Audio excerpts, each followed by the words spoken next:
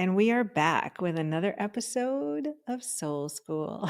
Hey, Kevin, how are you today? Good, good. We're back. We're back. I'm so excited. I love doing these with you. Oh, thanks. I love doing it with you too. It's cool that other people can also listen in from my perspective on conversations that we have anyways. So I it's know like bringing all your friends along. I was describing it to a friend of mine and I was like, we're so weird. We like get on phone calls and it's like, okay, so I was just reading this one chapter and it's like immediately we're just diving into we both love philosophy so much and spirituality. It's we're just kind of odd people. But Yeah, it's like what else is there? I know, right? Nothing. Nothing.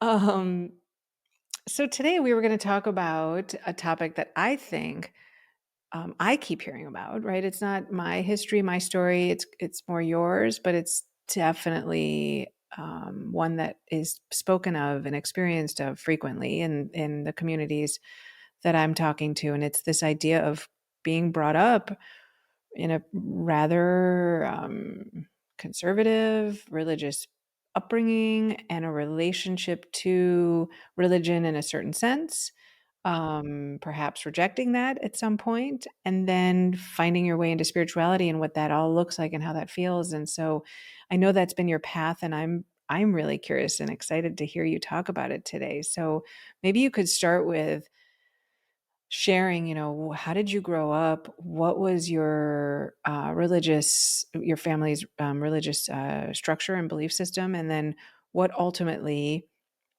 was the moment that you decided, you had to pull away a little bit? And Yeah. how did that feel? Yeah. So I'm a good Midwestern boy. Grew up in Southern Indiana, in a little place called Georgetown. So nobody knows where Georgetown is. So I tell people I grew up about 20 minutes north of Louisville, Kentucky. And very, very Christian. So my parents were products of what they called the Jesus movement. The Jesus movement happened in the 70s when all the hippies became Christians, you know.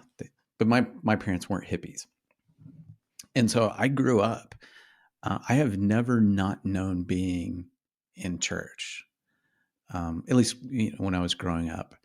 I mean, some of my first memories were my dad teaching us how to memorize scriptures out of the Bible, and so everything that comes with that. So I was, I was given that operating system from the very beginning, and the operating system went something like this: that humans are inherently sinful, they're inherently bad. Um, and then God made a way for us to not be so bad, right? Through essentially blood human sacrifice.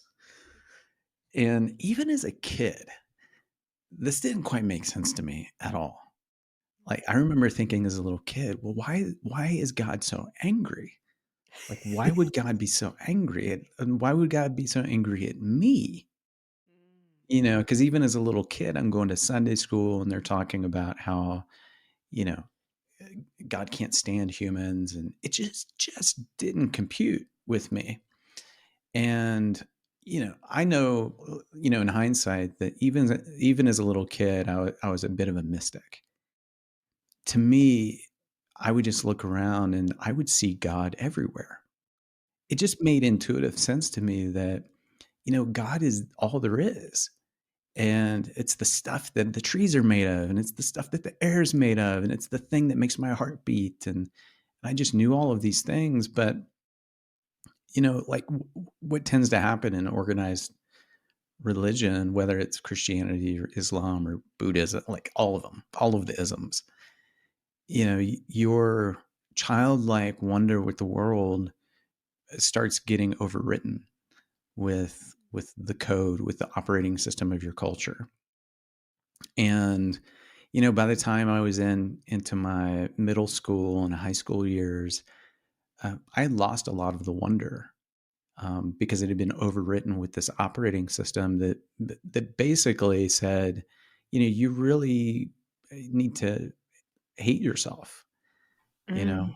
Whew. There's a lot of I mean, there God, really dude, is a I lot just of. need to take that in for 1 second, right? That's just I brought that up with my. I pointed that out to my mom recently, and she said, "Oh no, like Christianity doesn't teach that." But I pointed out to her several things that we had been taught growing up. I mean, using scriptures to really justify this idea that there's something inherently wrong with human beings.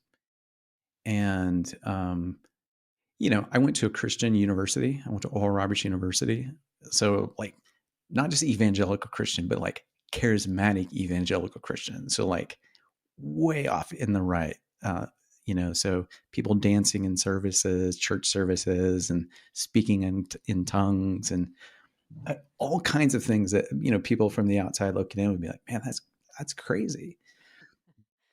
But even then, like at the core of all of it was this idea of fear, judgment.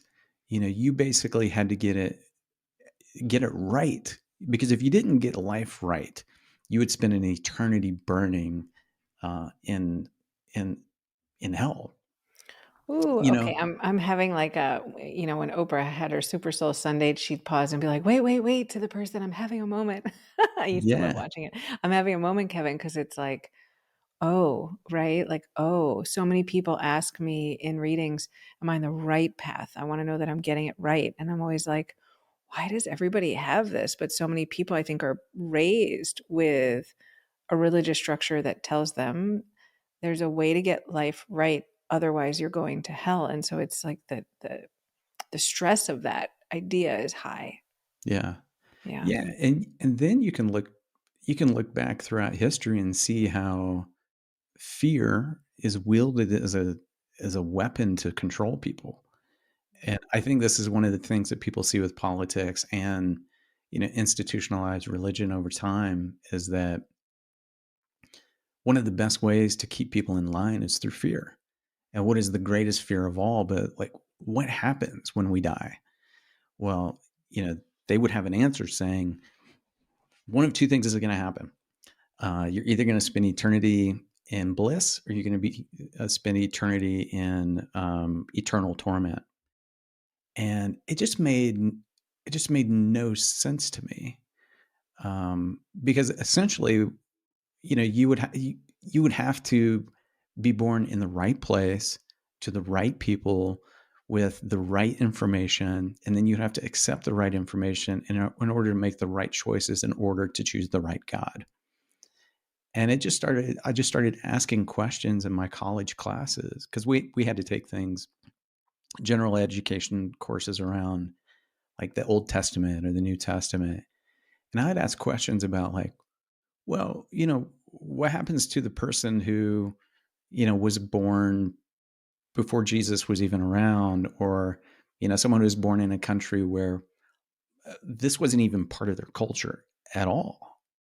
What happens to them? They were just, they weren't part of the Lucky Sperm Club. They weren't born in the right place and at the right time. Are they screwed?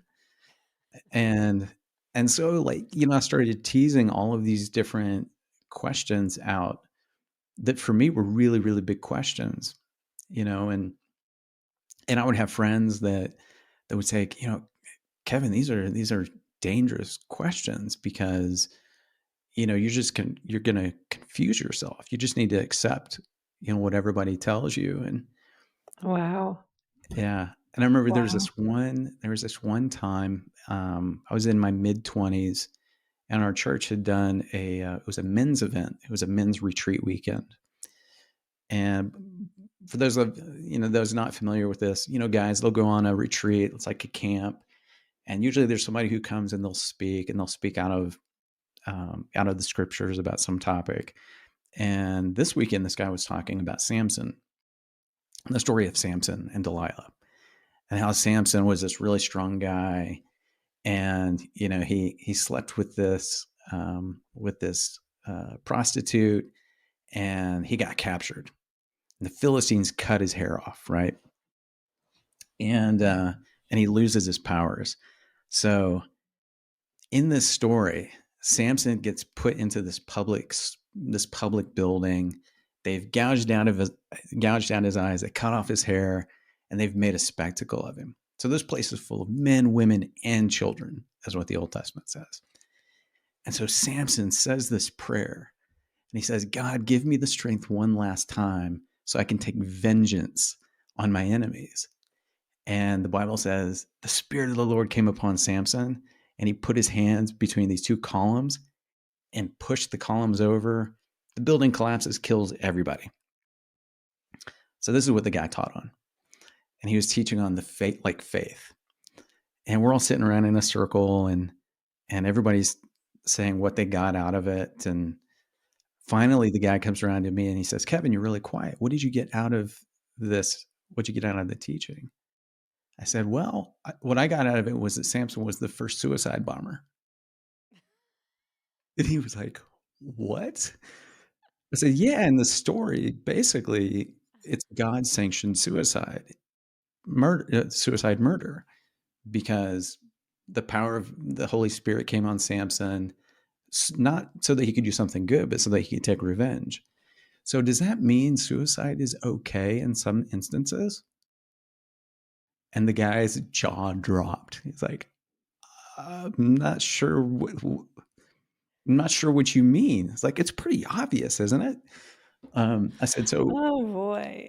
so those are the kinds of questions I started asking. Uh-huh. And I was told, you need to stop asking these questions. And then, I just decided I'm only going to believe those things that I can know for myself directly But through how did you direct come to that experience. decision? So, like, take us, so you're in college, you're in this really conservative place where it's, parroting what you grew up with. How did you get to a place where you finally said, you know what, was it a slow burn shift? Was it like a left turn moment? Yeah. Like, what was the impetus for change? Because I know Yeah. you today. I mean, clearly you've moved Yeah. far away from that. Yeah. It was both. I mean, it was a slow burn at first, because I saw that. So I grew up in Christianity, and Christians were, all of my friends and all of our leaders and all of the people were saying that they had the exclusive claim to the one truth that would bring fulfillment and happiness in life. And they were some of the most unhappy people that I knew. Mm, And so and I was too. mm, And so it was saying one thing, and then the experience of life was something else. mm-hmm. And so, it just didn't pass the smell test anymore, Yeah. because, you know, just as many marriages were failing as Mm-hmm. my friends who weren't Christians. Just as many of the Christians I knew were as greedy as the people that I knew who weren't Christians, right? Mm-hmm. So there was nothing different about their lived experience other than what they did on Sunday, I see. right? And just little by little, it just kind of chipped away at me. And then when I worked in entertainment management for 10 years, and many of the clients that our firm worked with were in the Christian space, publishing. They're big brands, and if I named some, people would know immediately who they are. So I won't do that. And I found that they were no different than anybody else. And and what I was most hungry for was a real experience, like a direct experience with divinity, because I'd had glimpses of it and tastes of it over the years. I just knew that whatever it was that we were trying to describe and trying to wrap in our beliefs, it couldn't be held by our beliefs. I mean, it was like trying to fit the ocean in a thimble, you Yeah. know, and walking around saying, "Hey, we have the truth," and it just stopped working for me. And so And one thing that I keep hearing on repeat, and I'm curious for you, is in rejecting maybe the way that things were presented to you young, there's a certain second phase, though, where there's a fear of getting, I don't know what word you want to use, indoctrinated or brought into faith in a way that once that doesn't feel good again, how do you have faith in spirituality without feeling like it's kind of replacing the same thing that you had growing up that you've now rejected? So, how did you start to think about the spiritual texts, right? I know that you love them so much, from the, the Tao Te Ching to Oh whatever yeah. it is, right? Like you love all of these different um, Eastern, Western philosophical ideas that base themselves in the not knowing and all these, really beautiful spiritual ideas. So how did you bring those in? Did you resist them at first? Did you have that sort of fear? Oh my God, I'm going back into the same basic box again? Yeah. I didn't feel that at all. I mean, to me, it was just exploration because I had already decided that, and I knew that anything that I could read was just somebody else who was trying to make sense of something that they had experienced. Right? It's like the Tao Te Ching. So Lao Tzu, he has all of these wonderful proverbs and things that he talks about, and it's like the Buddhists say, it's just a finger pointing to the moon. And rather than like looking and going toward the in the direction of where the finger was pointing, most people stop and they suck on the finger for comfort, right? Rather than like going and exploring. So I decided, hey, all of these are really cool maps. They're really cool maps that will show me, like, try this. Have you thought about that? And I found that they were all essentially saying the same thing, Which um, is which is there is one mystery. We call that mystery God. And if you think you can figure it out, um, you're kidding yourself. It's like you cannot know the ocean. Like, I can't go and explore every single inch of the ocean and know it intimately, yeah. but I can experience the ocean. I can go jump in the waves and I can experience the ocean. And that's what I wanted to do. I didn't want to read about the ocean. I didn't want to hear other people's opinions about the ocean. I wanted to find out for myself. And all of these texts and books and things people were talking about were simply pointing to, hey, here's where I found some answers for myself. Yeah. Yeah. And but it ultimately led me to um, this period of time where I essentially burned the boats, burned the ships on the beach, and decided I'm going to put everything aside that I've ever learned, anything anybody has ever told me, and I'm only going to believe what I can experience directly. And And so, yeah, I know we're going to have a show on it because we've already talked about it, but just quickly, I mean, just to, not leave people out there feeling like this is always sunshine and rainbows, decisions to go experience it for yourself and to leave the structures. While a lot of people are unhappy in these, religious frameworks, going out on your own and experiencing it for yourself definitely is a struggle in a different kind of way, right? Like, oh so yeah, just that e- that experience of the ocean, as you put it, right? Like trying to experience these philosophical spiritual beliefs in your own life, you're like directly faced with the realities of the limitations of your ego yeah, and your stories, your frameworks, who you are. It's a really tough process in a different kind of way because it's this breaking down, right? That I know we're oh going to yeah, talk about later. But I just do want to say, I know you. I mean, I know that process, right? It's been a long, arduous, yeah. challenging, but beautiful road, right? Oh, it's been amazing. Along the way, I've lost friends. Mm-hmm. I've lost family. Mm-hmm. That are very, very committed to their own view of the world. Yeah. And from my perspective, without really um, questioning what they think and believe and what they've been taught, which I mean, that was one of the first things that came to my mind, and this is one of the reasons why our family eventually had to leave the church community where we'd been in Tennessee. And it was, I said, the if God is not big enough to handle my questions, even as I'm screaming those questions, right? In confusion or anger or whatever it is that I'm experiencing, if this infinite God isn't big enough to not feel threatened by that, it's way too small. It's no God that I would ever want to um, know, Yeah. you know, because to me, I look around and the nature of life itself it's it's abundant. It's grace. It is, life's not easy, right? Like life is not easy. Existence is not easy. But there is this beauty to it that I could just never wrap in the like this smallness that I had learned.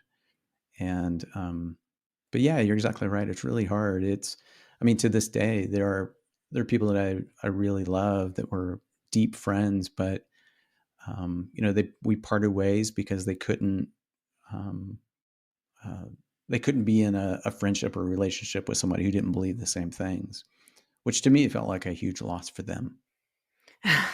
But I also mean, like, as you step into defining your own experience of this stuff, um, it's like if you accept the structural thing you're saying in the early part of your story, right? Like, don't question it, just accept it.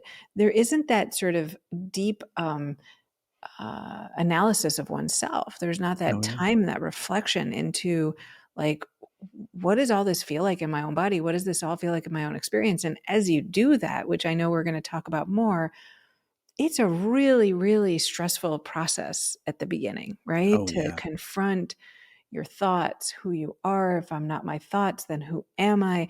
Oh my God, all these things I believe to be me Yeah. maybe aren't me, right? Like all of that stuff. So it's kind of like it's like a new challenge in a different way, and it's Oh yeah. beautiful, and the payoff is worth it. But right, didn't you find that transitional phase? I mean, I know because we talk about it, but um, these sort of breaking down of all the structural norms that Yeah. It has you've not been rejected, fun. but Yeah, that part of the process has not been fun. I went through a period of time where I actually questioned whether I was sane, yeah, you know, didn't we and do that's that a pretty yesterday? common it's it was yesterday, 2 days ago. But that's a pretty common thing because, you know, in order to be free and happy, you don't have to acquire anything. There's nothing new to learn, but you have to drop stuff, Right. and you have to drop everything. Well, Kevin, not just stuff, but like you got to drop who you think you are. Exactly. Yeah. And who you think others think you are. Yeah. And what And you that think the is world is. I mean, if you are deeply committed to that process, and I was deeply committed to that process, um, it will be, I mean, it will be the most thrilling, fierce, and vicious process that you go through Yeah. because nothing will be spared. Nothing. I mean, Yeah. And once you start, this has just been my experience. I always feel a little sorry for people who come across my path because they were like, yeah, no, Laura, I want to do it and everything. And I'm like, okay, yeah, but once you open that door, you can't close it. you can't. Yeah, And yeah, so it's like this one-way ticket into a different way of seeing the world, but it's yeah. like, oh my God, some days, can I put the blinders back on? I don't know, Yes, it's that's it. I have so many friends that are, on this path, if you want to call it a path, this experience, and they all say something similar. Mhm. They're like, I feel like that guy in the Matrix who's Yeah, eating the steak and says, I know the steak isn't real, but man, put me back in the Matrix. Just let me stay asleep. that's Like, I right. wish I could go back. That's right. And, and I've said that myself many times. I've even said it to Many. you. And you were like, Kevin, that's not what you want. I've said That's it not to happy you. either. I mean, it's my favorite like crisis of consciousness story. I'm like, I told it on a previous episode where I was like, I'm done with it all. But I get so angry sometimes at the stress of the conformity, right? The beliefs Yeah. that just like none get spared. And there's a time where you're like, okay, like uncle, I am tired of shedding and shedding and I mean, it's hilarious because my first book was called Emotional Obesity: Shed the Weights That Keep You from Your Authentic Self. Like, clearly, this is something that I wanted for that's like over a decade ago.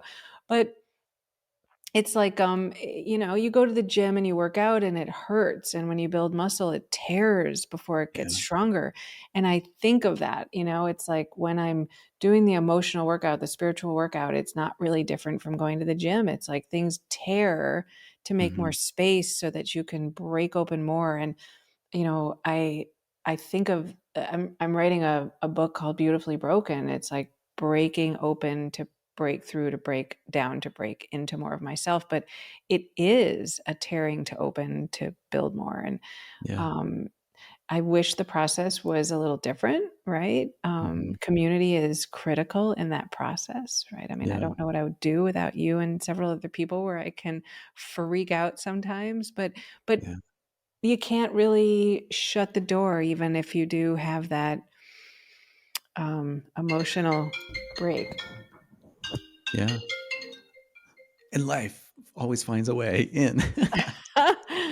My son calling in the middle. There's the break. Hey, but this is the way like life is like this, right? Like the reality of life is, not as we expected. It's messy. It's, you know, one of the people that really helped me on my own journey was Richard Rohr. And Richard Rohr is a Franciscan monk who, he's written extensively about sort of the Eastern view of Christianity, because Christianity is an Eastern religion. And, we as Westerners don't see it. We see things through the Enlightenment age, the age of reason lens.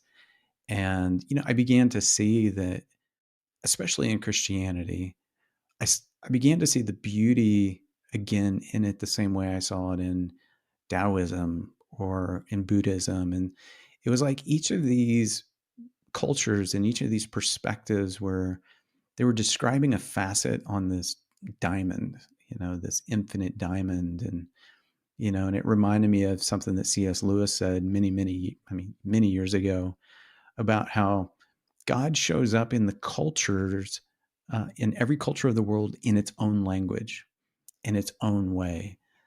They have their own ways of describing, this mystery and the beauty and the struggle of life. And I just began to take all of those, and I just learned from whatever resonated with me. And I found that it was very beautiful, but it really was a death process. There was birth, there was death, because there is no resurrection without death. There is no renewal, rebirth, which is, I think, that's at least been my experience, of like the birth of these identities that we have. And then in order to move beyond them, there is a dying that happens. And dying is never, it's not romanticized. It's not a romantic thing. It's, I think the overused metaphor, the caterpillar becoming the butterfly, is still maybe the best one there is, because the caterpillar has no concept at all what butterfly is. No concept. All it knows is its own existence. And then it basically destroys itself in the process of becoming what it will eventually be, you know. But Wow, it's I've that never heard goo it phase. described that way. That's so beautiful. Yeah, that subliminal space, that goo phase where it's not a caterpillar anymore and it's not a butterfly yet. It's like it's this goo inside of the cocoon. And I spent many years in the goo stage, and you know, wondering if I was going to die that way. Like, Yeah. is there any hope? I mean, I went through times of depression and Does anything matter? Do I matter? Is there any meaning to life? And I think all of those are really necessary. Those are the dark night of the soul that I don't know that there's any way around that. Yeah. The Yeah. only way out of the stories is through them, through the darkness to what's on the other side of it.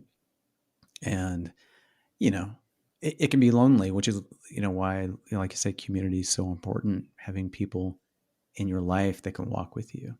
So Whew, well, Kevin, thank you. Thank you for sharing your story. I'm sure so many people can relate to it. And thank you for chatting with me again today. my pleasure. My pleasure. And thank you for being my friend. Oh, thank you.